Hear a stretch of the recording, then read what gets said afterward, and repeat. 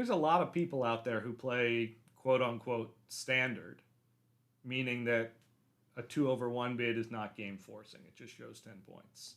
And, a lot of them are kind of insistent upon it, but the open minded ones, they do ask me, like, why is 2/1 better? That's a long, big question.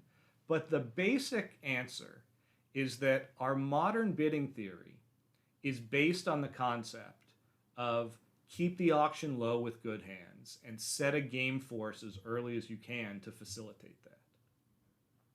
One of the problems with standard bidding is that you often, especially as opener, have to jump around to show extra strength.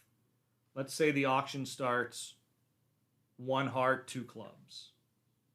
In standard, two hearts by the opener is not forcing. It just says I have six hearts and I have a minimum hand. With extra strength, with like 16 points, you have to jump to three hearts. So now we've taken up a whole extra level of the bidding just to set a game force to save two high card points, right? The difference between a standard two clubs and a game forcing 2/1 two clubs is like 2 or 3 points. 12 or 13 versus 10 or 11. It's just not that big a deal. Crowding those 10, 11 point hands into one no trump, it doesn't hurt very much.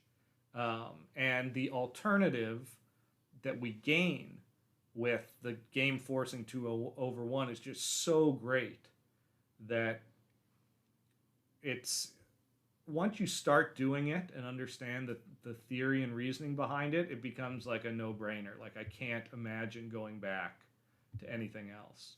I actually had to play with an old timer.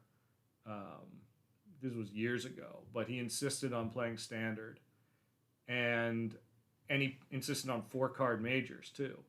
And it was the most uncomfortable I've ever been at the bridge table. I just had no idea when we had a fit. I had no idea what bids were forcing.